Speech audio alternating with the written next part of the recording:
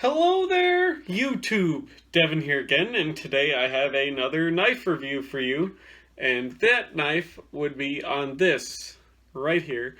This is a knife that I've been kind of messing with for the last couple of weeks.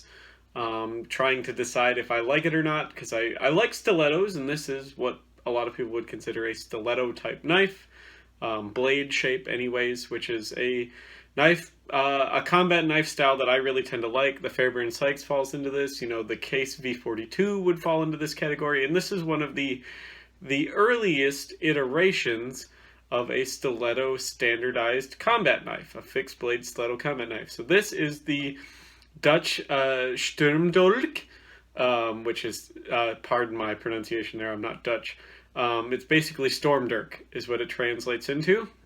And there's a couple different patterns and variations of it. This is kind of one of the standards, obviously.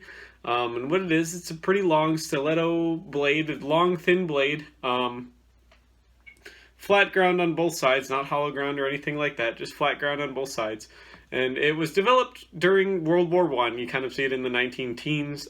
This is a 1917 pattern, from what I understand, but there is a lot of variations. They're made by a lot of different companies. They're not really marked. Basically, anybody that could make a knife was contracted to make these, and the Dutch developed this based off of the fact World War I was going on. And even though they did not get invaded during World War I, the Netherlands is in a place that is very strategically important, especially to your much bigger neighbors such as Germany, because they have the mouth of the Rhine River. Right there, you know, so they are always concerned during World War II as well that they were going to get invaded because of the strategic importance of that location. This knife was developed because the Dutch observed World War I. They watched it, they watched how the trench warfare played out and everything like that, and how they didn't really have a good fighting knife or a good standalone fighting utensil really at all.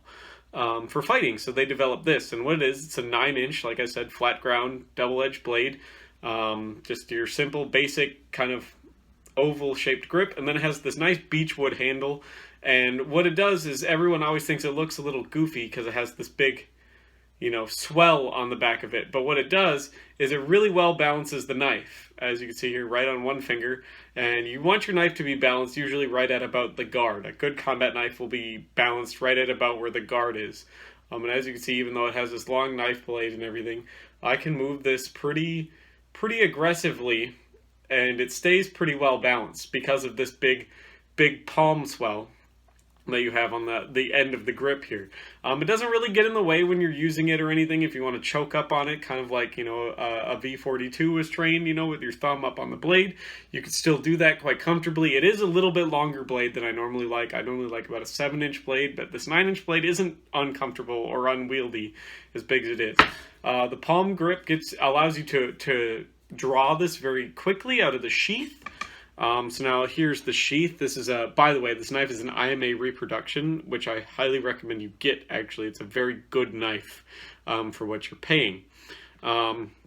This is the IMA reproduction sheath. It's based off of the original that they have in their collection.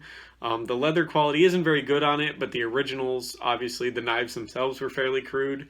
The sheaths were also pretty crude. It's just a leather sheath, and everything's held in place with copper rivets. The sheath has 1 billion copper rivets on it. But you can secure the knife via, you know, the keyhole and stud type strap. But if you don't want to use that, it's not fixed in place. You can take that off. So if you wanted to be able to draw the knife very quick, you could remove that, you know, security retention. And it's very easy to retract because of, you know, having this big knob on the grip. So as long as your guard doesn't catch on these copper rivets here that are holding the belt loop in place, those 3 copper rivets right there, it ends up being a very good, quick knife to draw, very silent to draw, very quick to use. It fits in the hand really well, and it's quite balanced.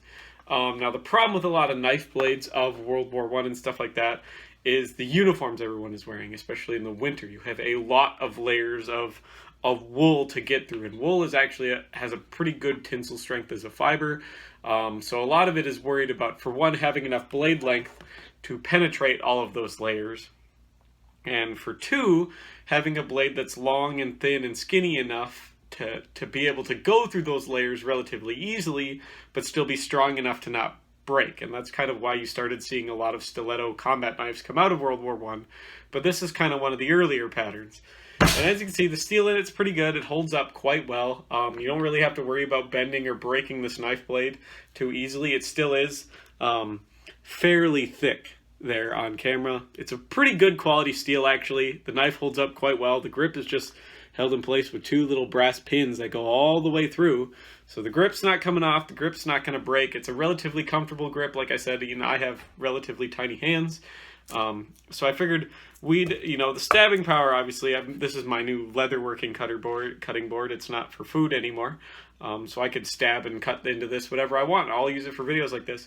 You can really hammer down on this knife. You can beat up on it, and it works quite well. As you can see, I'm not worried about breaking the tip off or anything on this knife because the steel is pretty good on it. The steel would have been high carbon steel. This is high carbon steel.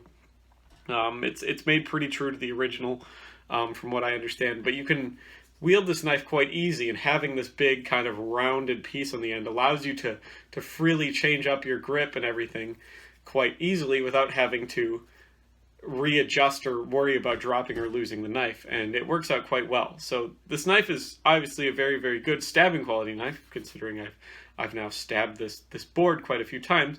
But how does it cut? So we have a nice head of garlic here, just a random extra head of garlic that I have, and I bought more garlic since then. So this head's just getting a little old. Not that garlic really goes bad, as long as you store it in a nice, cool, dry place. But I figure we're gonna see if this factory edge on this thing can mince up some garlic. And so I got a pretty big head of garlic here, and we're gonna just try it out. And you could still, it's a kind of a long, unwieldy blade, but it's cutting through it pretty quickly. It's working quite well. I can't complain for it being a pretty cheap reproduction knife. And it's still having the factory edge on it. This is the kind of steel that would actually take an edge and hold an edge fairly well, despite being a cheap steel. Just because it's a cheap steel doesn't mean it doesn't hold an edge well. So now we'll just, kind of just saw at our garlic here and see how she does. Nice thin slices. We're doing pretty good.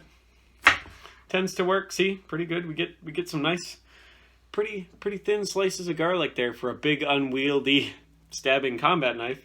You really, really can't go wrong. So I mean, it works out quite well. And for stabbing, it obviously goes through pretty easy because it's a stiletto.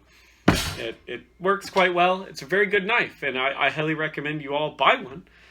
If you're looking for a pretty good cheap combat knife, these things were around obviously during World War I.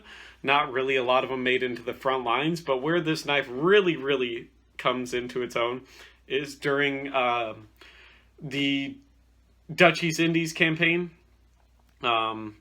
Way over in the Pacific Theater against the Japanese. You would see these knives gain quite a reputation down in the jungles of Borneo and stuff like that.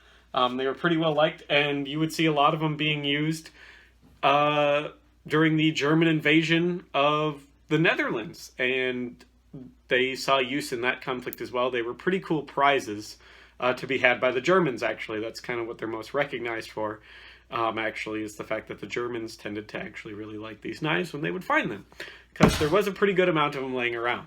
So hopefully you all enjoyed this video, and you subscribe if you like this sort of thing. I'm going to clean up my mess here, get to editing this all, and get it out to you, because it is a couple days late, and then I'm going to do some laundry and relax the rest of the day. So thank you all for watching. Hopefully I can see all of you here in the next video. If you do own one of these, or you are planning on buying one of these, let me know what you think about it when you get yours, because I think it's actually a fairly good combat knife for what it is. So thank you all for watching, and I will see all of you here in the next video. Bye-bye now.